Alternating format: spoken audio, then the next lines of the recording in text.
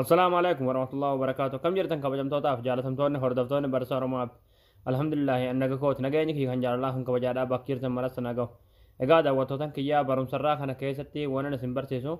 حال شريعة سواتي نتوبيا مالكتي كادان دقيقة ديرا هاسو دندسنا نسمبر سيس. إجادا وتوتن كيا حال ريال سجلين دقيقة ددم هاسو دندسني في. أكسما حال ريال صدوميشانين دقيقة سديتم هاسو دندسنا نسمبر سيس. Egaa daawwattoota kiyya warroonni YouTube chaanaala keenya faarotaa sanbaga nagaa annuuf ta'echaa YouTube chaanaala keenya subscribe godhachuun dagatinadha. Yeroo subscribe gootan baruu sun asirratti dabarsinu guyyaan nama dura akka simbira ga'uuf mallattoo notification san kilik itti godhaadha achi booda all kajetu irratti tuqachuun dagatinadha. Akkasuma barumsan gaarraadhaa isin darbee YouTube chaanaala keenya jala seenuudhaan waan isin dhibe baradhaadha. Barumsa keenya yoo tunitti tolee isin gammachiisa viidiyoo keenya laayik gootanii nu jajjabeessin dagatinadha. Egaa gammanumaan hanga barumsaan dabarsa hanga xumura viidiyoo keessatti nu faana turaan hordofaa isiniin jedha.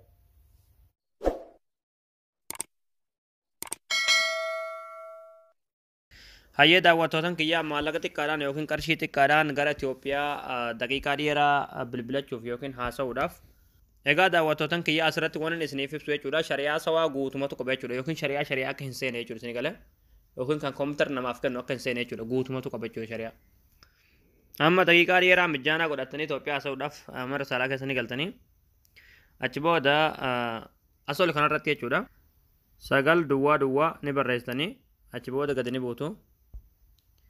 Asirratti jechuudha as gadi kanatti jechuudha 8 achi booda seendi itti gootu jechuudha. Achi booda mallee seendi gootu. Egaa daawwattootaan kiyyaa achi booda yeroo haala kanaan risaalaatti ergitan haala kanaan koompitara risaalaa isiniif deebisa. Yeroo haala kanaan risaalaa isiniif deebisee risaalaa kanarratti kilikni gootu.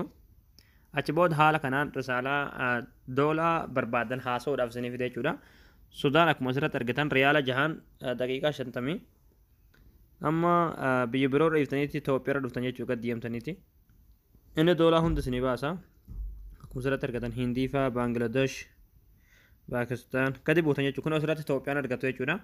Asirratti amma Itoophiyaan riyaala 9 daqiiqaa 20 haasoftan jechuudha isinii galee. Haalli riyaala 9 daqiiqaa 20 itti haasoftan ammoo koodii risaalaa kanatti ergitan jechuudha. 82 itti ergitanii riyaala 9 isinirraa murata achi booda daqiiqaa 20 isiniif kennaa jechuudha. Ammallee itti aansee riyaala 35 torbee tokkoof daqiiqaa 80 isiniif kenna jechuudha isinii galee. Hanga torbee tokkoo isiniif ta'a jechuudha yoo isin qusattan jechuudha isinii galee. Koodiin isaadhaa immoo 825 kanatti risaalaa argitan jechuudha 9 jechuudha isinii galee. Achi booda riyaala 35 ni murata. Achi booda daqiiqaa 80 kana isiniif kennaa jechuudha. Yoo qusattan ammoo torbee isiniif ta'a yoo immoo itti haasoftan daqiiqaa 80 isiniif kenna jechuudha isinii galee. Kan riyaala 9 immoo kan daqiiqaa 20 kuni guyyaan tokkoof jechuudha yookiin sa'a 24 jechuudha isinii galee. Kana haala kanaan koodii kana koodii 8 kana 9 ergitanii achi booda riyaala keessaa qabdu jechuudha. Hanga kana ni murata daqiiqaa 9 kana ni murata achi booda mijaanaa isiniif kenna jechuudha daqiiqaa hanga asirratti argitan kana jechuudha isinii galee. Egaa daawwattootaan kiyyaa isinii galee jeetan abdii qabaa barnoonni keenya kan raadhaa asirratti raawwataa barumsa dabalataa argachuudhaaf chaanaala keenya faaroota subscribe gootanii maatii keenya ta'uun dagatinadha. Barumsi keenya yoo isinitti tolee isin gammachiise viidiyoo keenya namni baay'een argee kan irraa fayyadamu laayik sheer gochuun dagatinadha. Barumsa birootiin haga walitti deebinutti waan nafaana turtaniif galatooma.